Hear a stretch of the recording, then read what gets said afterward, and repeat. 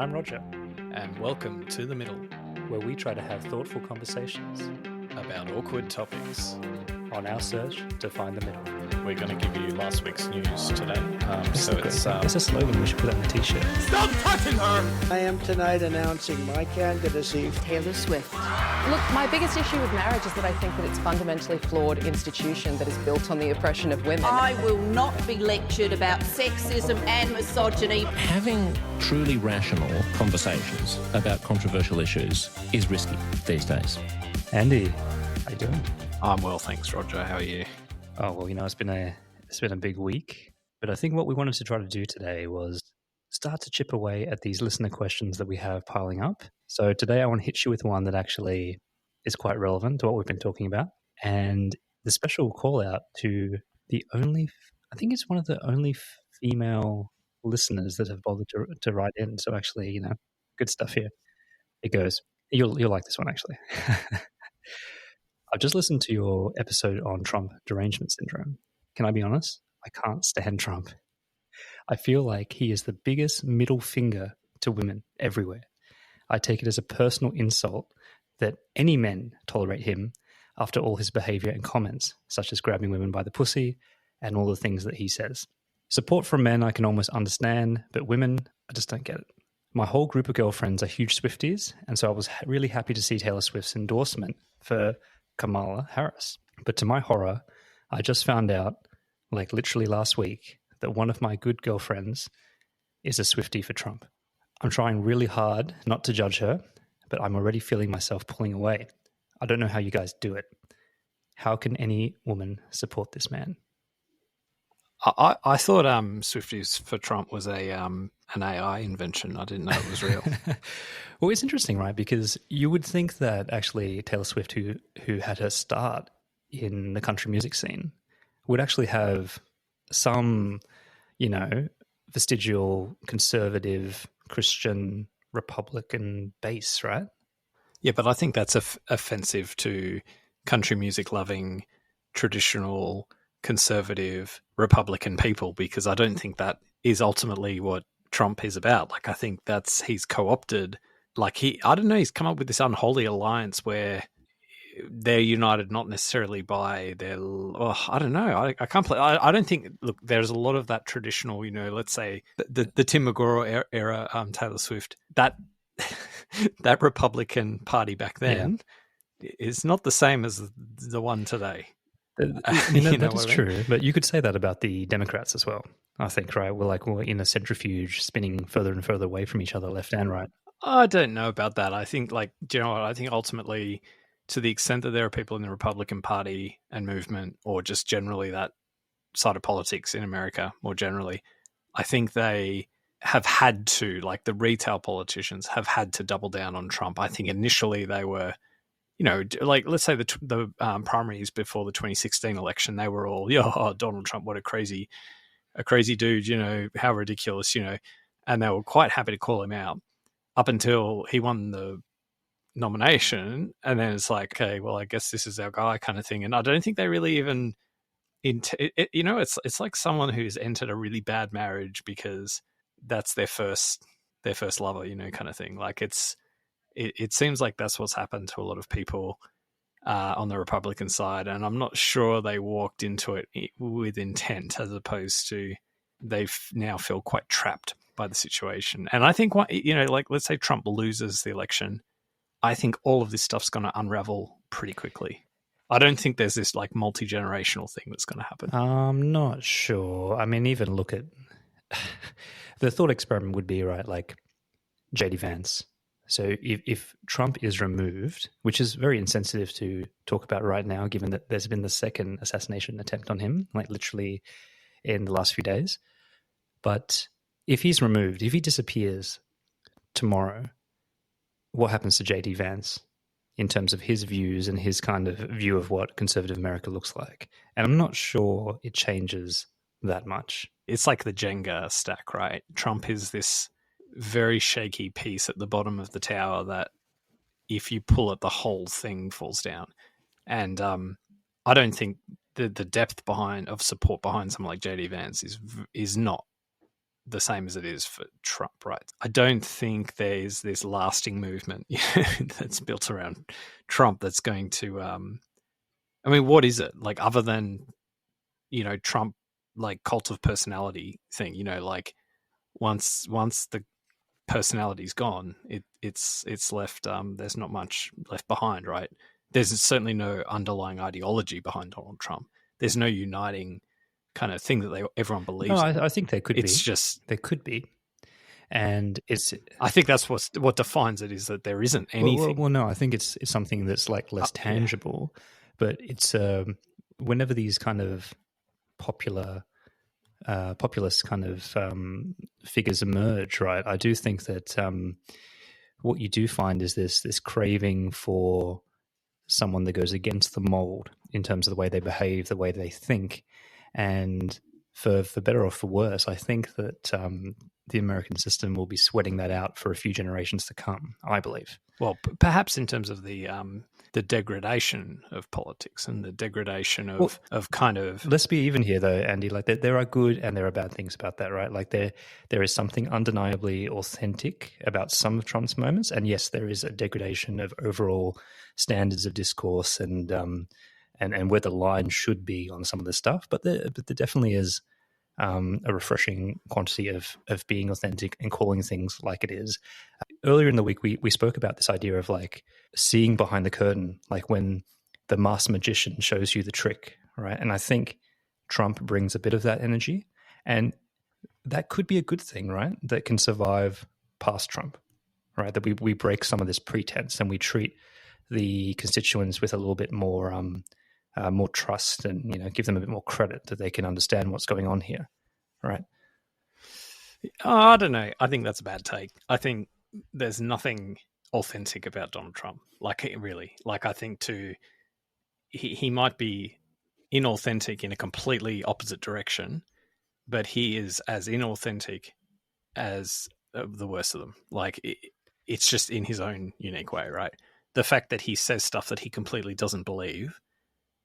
There's no masked, unmasked magician thing going on with Donald Trump. I just think he just doesn't want to play by anyone else's rules. There totally is, man.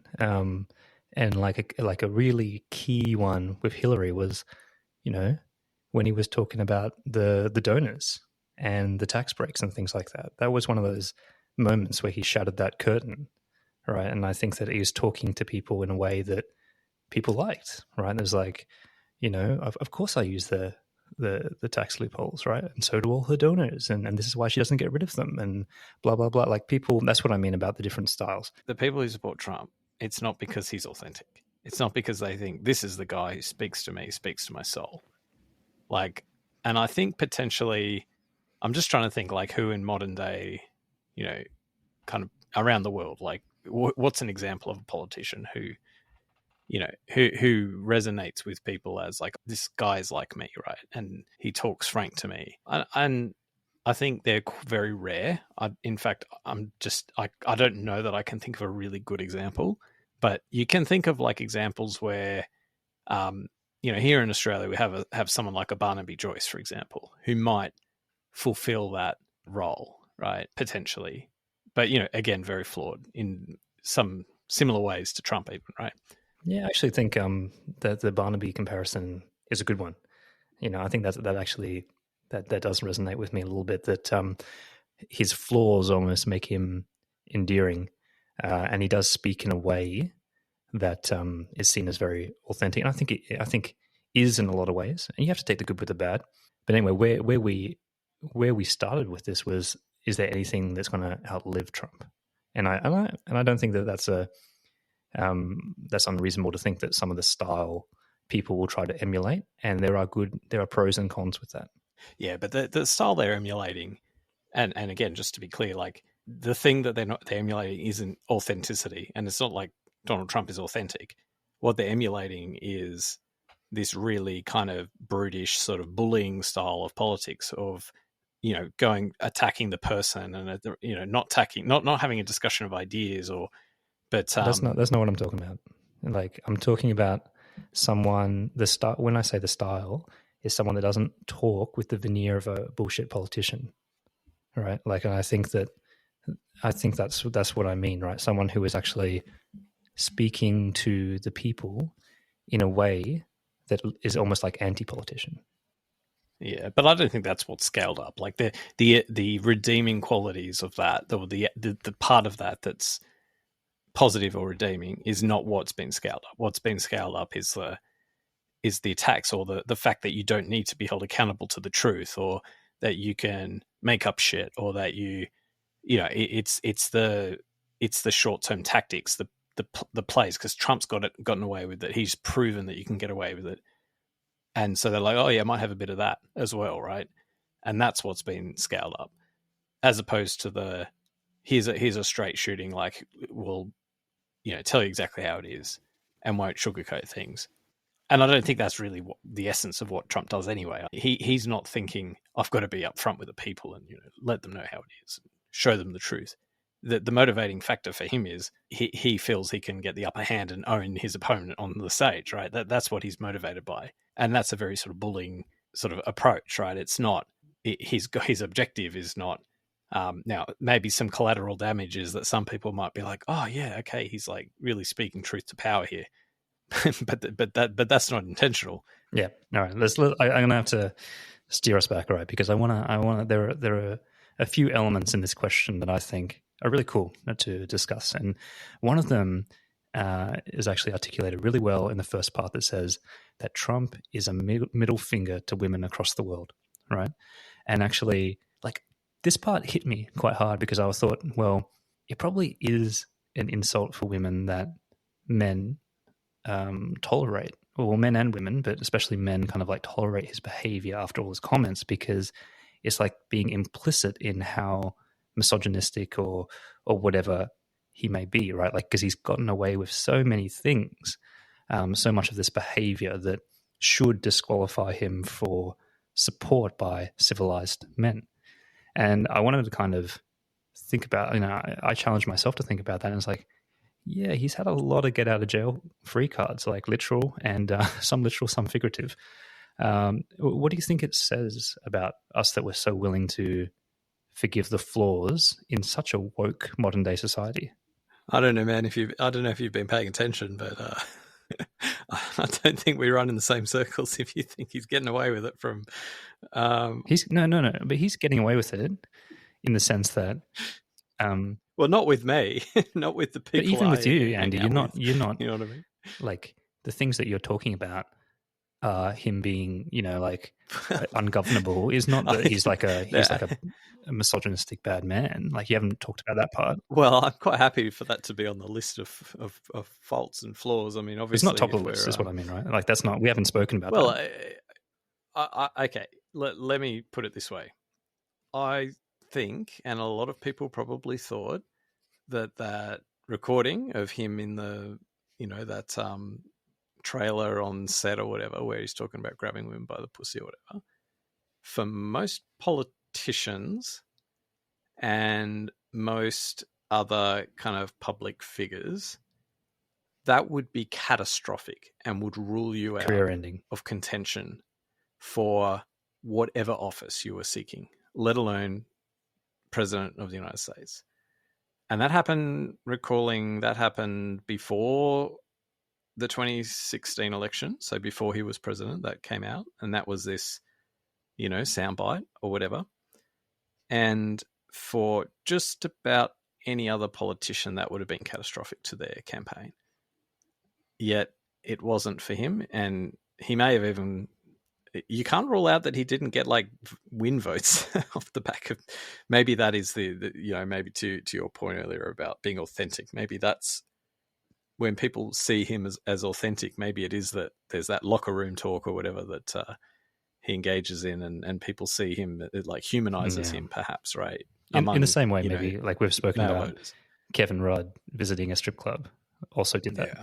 But to be clear, like that would be, and I would be quite happy for that to be something that ruled him out. But he won that. He went on and won that election, and that's history. So there's no point going over old ground that he likes golden showers. He disrespects women, and he has affairs with porn stars and all. Like, for all of his sins in that space, that's not the thing that is going to, lose him an election, because it's proven that, that was water off a duck's back, right? Yeah.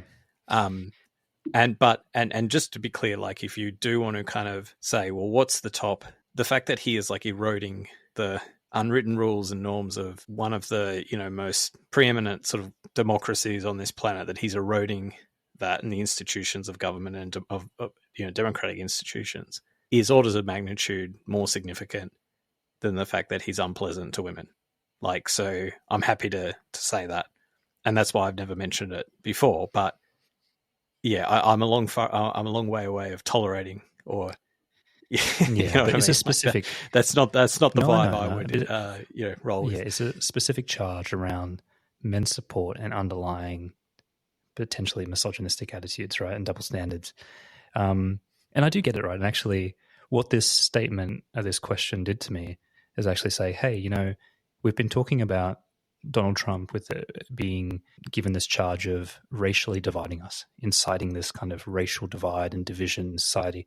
But actually, I think he's doing it on a gendered basis as well. He is pushing men and women further apart in a lot of ways, right?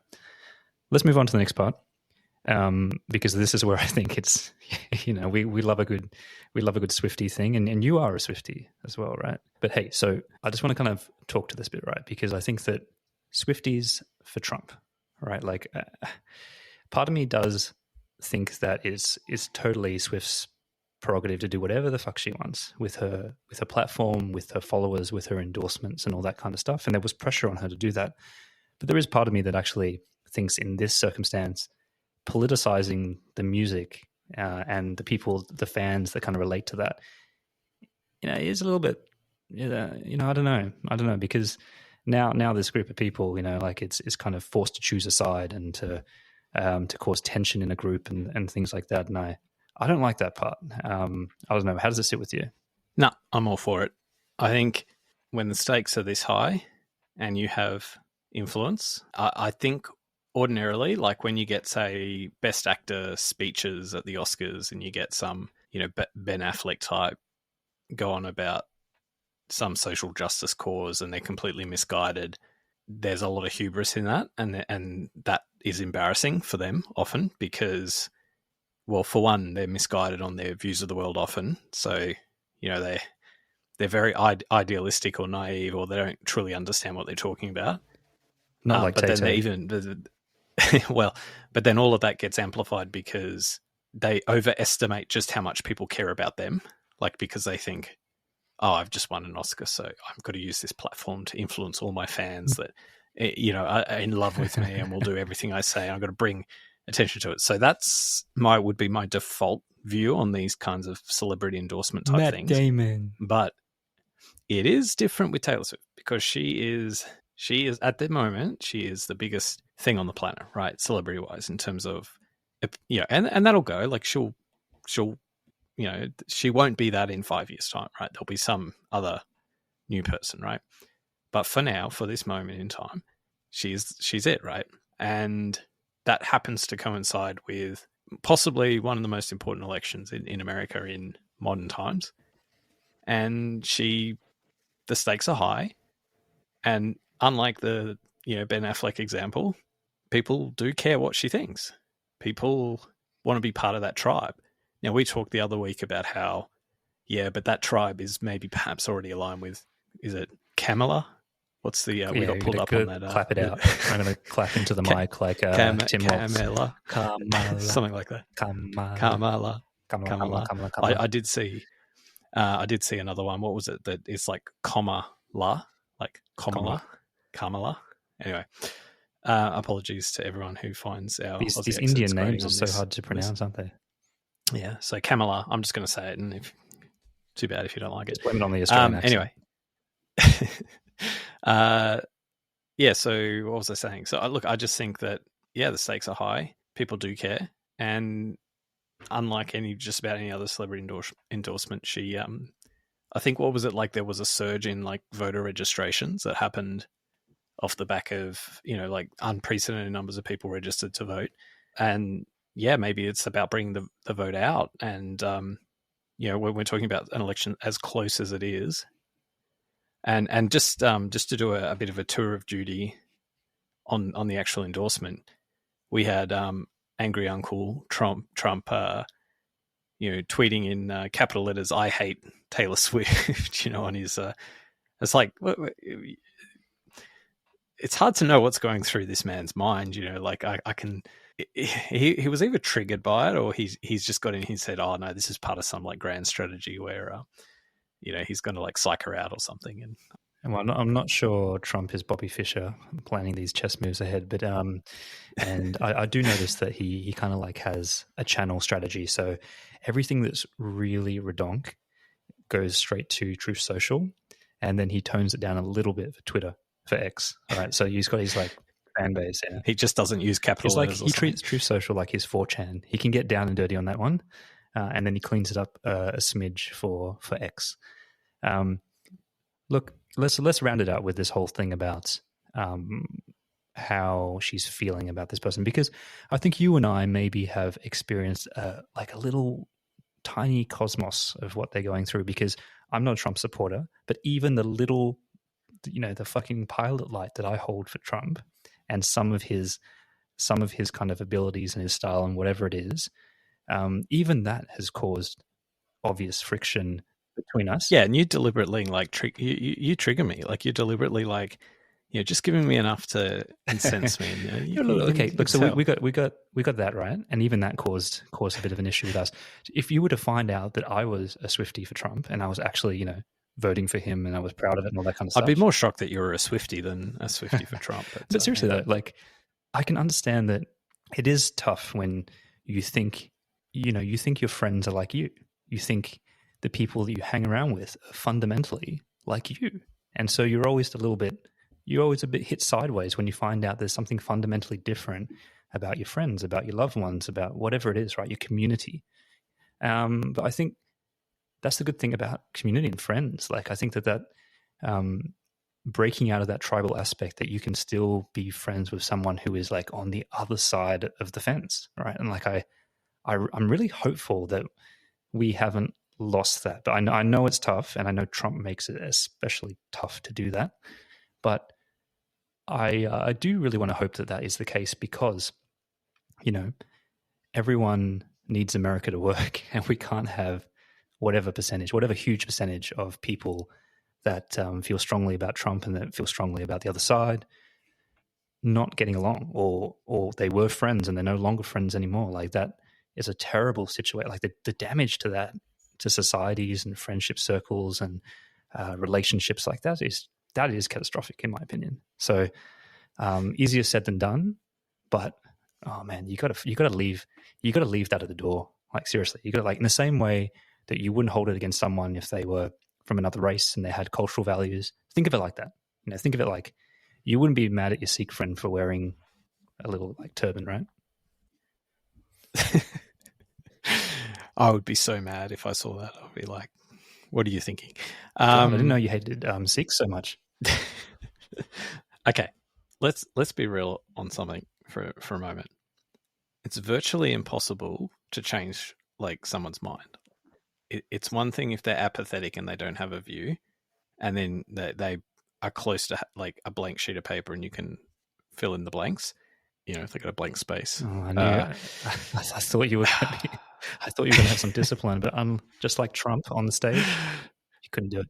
But look, it's very hard to change people's minds. So once someone's entrenched in a view, like the effect of trying to convince them that they're wrong actually tends to have the opposite effect, because then it becomes almost like you're explaining to them in this really patronizing way. And you're backing them in a corner, right? Why they're wrong. They have to support the other side of it. It actually has the 180 degrees opposite. It's pointless. It's actually pointless trying to convince someone they're wrong. However, that said, over time, we are social creatures. And what will happen one day is the more we spend time with one another, we will, in our own way, realize aspects of our views are not, or maybe to the extent that they're more extreme, or maybe it's not necessarily whether they're wrong. Maybe you come to the conclusion that, oh, maybe you had that wrong, but we've got to come to that ourselves. The moment someone is put in a position where they own their changing of their views, that's when they can truly moderate, or whether it's moderate or come to a different perspective, right? So it can't be forced, and I think that's generally what happens. And like, maybe to rewind to 2016, right? I think probably everybody was very worried about Donald Trump being elected. They thought it was existential back then, right? Yes. Yeah. Then what happened 2016? Then what happened 2017, 2018, 2019 passed. Now, there's a lot of really bad shit that happened in that time, but we sort of muddled through, and he was a bad president by virtually, well, I would say by any way you want to view it. And then he fucked up in 2020 with COVID, right? So that's when he fucked up. That's when we had the and the whole insurrection in the Capitol. So we got the dramatic existential crisis in his fourth year of his presidency. But hey, 3 years wasn't too bad. I don't know, man. They have proven that bleach actually is effective against COVID. So So yeah, I just think it's pointless. And the Swifty, this listener's question, the Swifty for Trump mentioned in the question, they were always a Trump supporter. This isn't a new thing. They were always. But you know what though, right? Like, she was probably a quiet Trump supporter, and now she's been backed into a corner. And I think that at the end of the day, I truly believe that Taylor Swift, Tay-Tay herself, would not care. As long as she's showing up and you're enjoying the music and you're not hurting anyone else, I believe that she doesn't care whether you're a Trump supporter. Oh, she just wants the $300 for and your what ticket, does that right? say, man? But also her wording, like her endorsement, it was it was very much geared around bringing out the base. It was not like... Yes, how do I not get cancelled like the Dixie Chicks? Yeah. It was very much like, hey, do your own... I've done my research. You do your research. Yeah. Then come out and vote. And that's what you want, right? Like that's the benefit. Like, the benefit of her endorsement is people who are already supporters of Kamala are going to come out and vote. And to be clear, right, like, there is a cost for Swift to do that, right? There have been documented, like, burning parties and stuff. I don't know where these people find her CDs anymore. Maybe. No, it helps the sales. They probably go out and buy them. They have to go buy them to burn them. But there is a backlash, and there will be a price. Like, I'm sure she can weather the storm, but at the same time, there is a price to all this kind of stuff, right? And she would have had to weigh that up. And I'm pretty sure... I'm not so sure there's that big a price. I mean, I think she endorsed Biden in the last election, and then she became a far bigger celebrity since that. And I don't think anyone's in any doubt of her views of the world. Like, I don't think anyone... Like, it was almost like, why hasn't she come out? Like come on, just do it. Yeah, but she's become more universal since then, I think, right? Like, the more and more, again, men that she brings in and things. I do think... before we finish today, we should do a bit of a tour of Duty of the Week. So I don't know who made the cut, but I think you made a comment last, and I actually took it out because I knew we would come back and talk about the election. But I think you said something like, we'll leave this sleeping dog's lie now. We've covered the election. So unless there's another assassination attempt and literally... and just like that, he pulls you back in. And do you know what? Like, I think what's so amazing about this latest news event is that it literally didn't even... It's like literally not even a headline anymore. It's just like, we're so like already over it like a flash. Like, it's not even...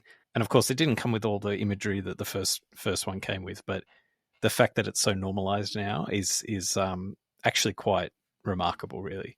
I love the comments that I saw the other day where they're like, if Trump was really shot, what is it, like 8 weeks ago, then where's the hole in his ear? It's so good. Oh, man. It's all fun and games till someone loses an eye. And there is a part of me that does really worry that, he's running out of his 9 lives. And that actually what's waiting for American society is much, much worse. If that were to occur, if the worst were to occur. And I think that, it's worrying. There's a worrying escalation. The other thing is we are both betting men in the election. Oh, have you entered the chat? I had my bet on Kamala, and you've now put some coin on Donald J. Oh, now we really are on opposite ends of the aisle. But just let me be clear for the listeners. That does not mean I would ever vote for Trump. This is the ultimate win-win bet, because either I win cold hard cash or society wins. So it's the ultimate win-win. All right. Well, we won't talk what kind of bankroll we've got, but yeah, I think it'll be a case of someone buying drinks for the other. The other one was Donald Trump talking about the assassination attempt today. Only the consequential get shot at. Why are you so obsessed with me? and Elon commenting that I wonder why no one's trying to assassinate Kamala. Final thing, the crazy uncle posts we've been seeing from Donald J. They seem more erratic, right? Well, he hasn't been. He's been banned from Twitter, right? So he's back. He's back like Voldemort. He's got that kind of Kanye energy where it feels like he's coked up late at night. He's like, he's just smashing his phone, right? But the other thing that's really weird is that old people, anyone over the age of 60, types notoriously slow on their smartphone, which makes me think that this bad boy is typing this shit out on like a full-on computer, like a PC. What do you think? I've read this, I've started a new audiobook, and there was a comment about how Trump like does this shouty thing in capitals while he's laughing about it. So it's like there's a disconnect between, like, he seems like so he's like your crazy uncle who doesn't actually know the significance of typing in capitals, like he forgot to turn the caps lock off or something. I love it. I actually love it. He's perfect for the internet. He is perfect. Like the just like the cats and dogs thing, and the polls. So I think we had a bounce to Kamala following the debate in the polls. So yeah. All right. Well, catch you next week. See ya. They're eating the pets of the people that live there. People of Springfield, please don't eat my cats.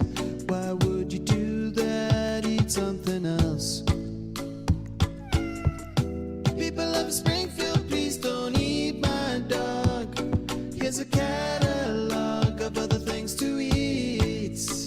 They're eating the dogs. Whoa, whoa, whoa, whoa. They're eating the cats. Meow, meow, meow, meow. They're eating the pets of the people that live there. They're eating the dogs. Whoa, whoa, whoa, whoa. They're eating the cats. Meow, meow, meow, meow. They're eating the pets of the people that live there. They're eating the dogs.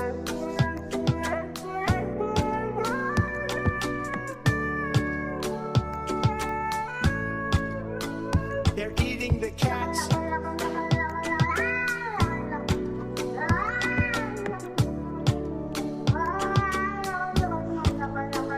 They're eating the dogs. Whoa, whoa, whoa, whoa. They're eating the cats. Meow, meow, meow, meow. They're eating the pets of the people that